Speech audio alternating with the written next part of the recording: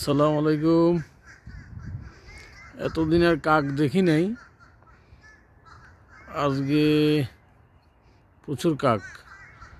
মাশাআল্লাহ, গাছগুলো পাতা বেরিয়েছে, এগুলো সব ছিল একেবারে মরুভূমির গাছের মতো। এই সব গাছে পাতা বেরিয়ে গেছে মাশাআল্লাহ।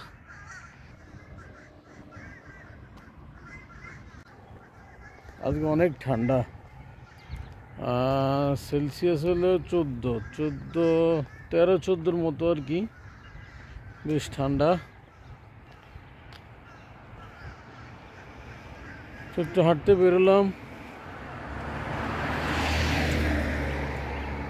দেখি আজকে হয়তো ব্ল্যাক হিল দেখতে যেতে পারি, গেলে সেটা আপনার সাথে শেয়ার করার চেষ্টা করব।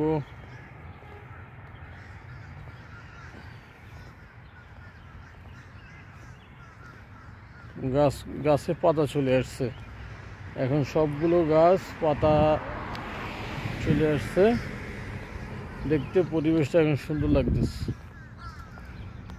চারদিকে সবুজ, তারপরে brown colour, pink colour, white colour, এখানে ভ্যারাইটিস পদের গাছ দেখা যায়।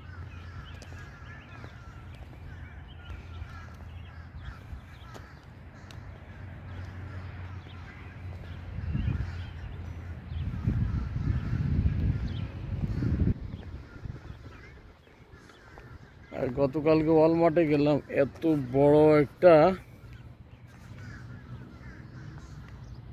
এই কি কয় বিশাল বড় জায়ান্ট ডিপার্টমেন্টাল স্টোর। ওরে বাপ রে বাপ, বিশাল শেড, কিনা পাওয়া যায়, সব কিছু পাওয়া যায়। ফ্রুটস খাবারগুলো এত কি কয় এটারে ফ্রেশ, মানে এটা আসলে চিন্তা করাই যায় না। অনেক বাঙালিও চাকরি করে দেখলাম। এলাকার স্পিড লিমিট হলো 20, অনলি 20 স্পিড। এই যে একজনে তার ইয়ার্ড পরিষ্কার করতেছে, এখানে ইয়ার্ড পরিষ্কার রাখতে হয়, ইয়ার্ড কি সুন্দর রাখতে হয়। প্রতিটা বাড়িটাই কেমন যেন দেখেন, মনে যেন এই দিয়ে আর্ট করা বাড়ি, যে প্রত্যেকটা বাড়ি করে এরকম খুব সুন্দর সাজগুজ করে রাখতে হয়।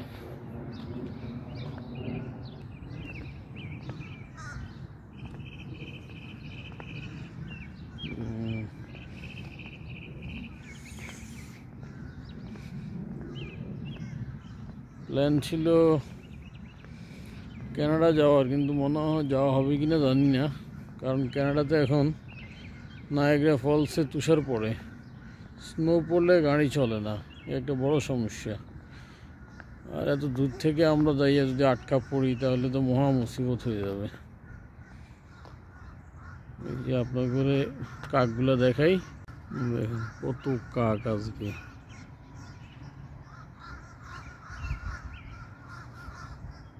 এতদিন এত কাক ছিল না, আজকে সবাই চলে আসছে আকাশে। আমি তো এসে প্রথম করে আমেরিকা কাক নাই কেন, কি মেঘলা আকাশ দেখছেন। আর চারদিকে গাছে পাতা চলে আসছে, ভ্যারাইটিস কালারের গাছ দেখেন, সবুজ, ব্রাউন, রেড, ভ্যারাইটিস। এই যে হলুদ গাছও আছে, ভ্যারাইটিস পদের গাছ। এখানে মানুষজন অনেক সুখী, অনেক হ্যাপি, কিন্তু তারা খুবই কর্মঠ। সকাল সকাল উঠেই নিজের কাজে চলে যাবে। ওই যে একটা দৌড়াইতেছে দেখেন, চলে গেছে কাঠবিড়ালি। তো সকাল সকাল উঠে সবাই কাজে চলে যায়, কাজের ব্যাপারে সবাই খুবই অ্যাক্টিভ, কাজে কোনো ফাঁকি নেই। এই জন্যই এরা টাকা পয়সাও ভালো ইনকাম করে বা করছে কখনো। এই এলাকাটাতে বাইর থেকে যেটা শুনলাম অনেক আমেরিকান আছে, পুরো একবার আদি আমেরিকান যারা আর কি, ওদের বাড়িঘরও আছে। আর কিছু কিছু বাড়িঘর এশিয়ান, ফিলিপিন বা আফ্রিকানরা এসব কিনছে। পাকিস্তানি আছে, ইন্ডিয়ান আছে, নেপালি আছে, এশিয়ার অনেক দেশের লোকজন এখানে বাড়িঘর কিনছে।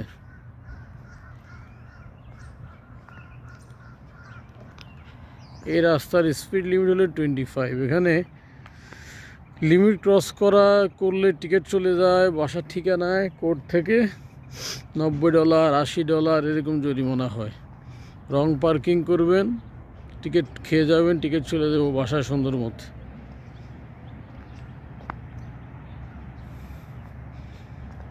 ডু নট এন্টার হলে আর যাওয়া যাবে না, নিশ্চয় কোনো কাহিনী আছে। এই যে দেখেন কত সুন্দর রাস্তার পাশে ফুল, কি সুন্দর ইয়ার্ড করে রাখছে। আর এই যে দৃশ্যটা আমি এখন এখান থেকে ক্যাপচার করতে চাচ্ছিলাম বন্ধুরা, এটা হলো ডোনেশন, অর্থাৎ ডোনেট করে আর কি আপনার বিভিন্ন এই জিনিসপাতি। এখানে যারা হোমলেস পার্সন আছে বা যাদের দরকার হবে ওদের জন্য ডোনেট করলে এখানে চলে আসে সেই জিনিসগুলো। আবার এখান থেকে অন্যদেরকে ডোনেশন ডিস্ট্রিবিউট করা হয় এই জায়গাটাতে, মেরিল্যান্ডের। এইটা হলো পয়েন্ট। আর এই যে দেখেন কি সুন্দর ফুল ফুটে আছে, মনে হয় যেন একটা ফুল ক্ষেত। চারদিকে রাস্তা বাড়ে, এইভাবেই এখানে রাখতে হয়। এখানে নিয়মকানুন হলো আপনি বাড়িঘর করবেন, সামনে পিছনে জায়গা রেখে, পর্যাপ্ত জায়গা রেখে আপনাকে বাড়িঘর করতে হবে। মন চাইলেও আপনার জায়গা আছে করে ফেললেন, হবে না, পারমিশন দিবে না, এসে সিল করে দিবে।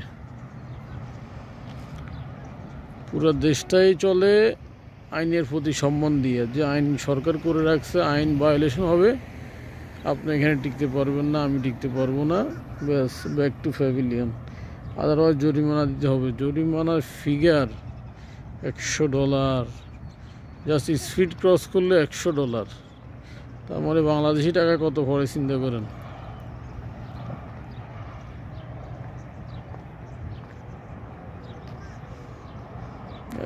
অনেক উন্নত একটা কান্ট্রি। এইটা হলো গিয়ে মেট্রো দাবা, এটা একটা ইন্ডিয়ান রেস্টুরেন্ট।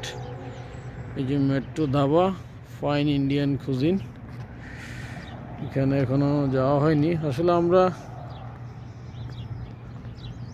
নতুন বলে হাঁটাহাঁটি কম করি। আর আসছি রোজায়, রোজা শেষ, এখন আবার দিলাম 6 রোজা। ইনশাল্লাহ 6 রোজার আজকে 4 নম্বর রোজা হবে ইনশাল্লাহ। এটা হলো একটা বারবার সেলুন, ব্যাংক অফ আমেরিকার একটা ব্রাঞ্চ। এই যে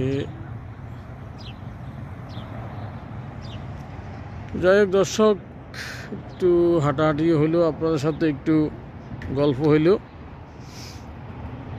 হয়তো আরও ভালোভাবে গল্প করার দরকার ছিল, গল্প করতে পারতেছি না, ঠান্ডা লাগে, চলে যাবো এখন বাসার দিকে। দোয়া রাখবেন আমাদের চ্যানেলে যারা এখনও সাবস্ক্রাইব করেননি, বা আমাদের চ্যানেলটাকে প্রমোট করার জন্য আপনারা হেল্প করবেন আশা করি।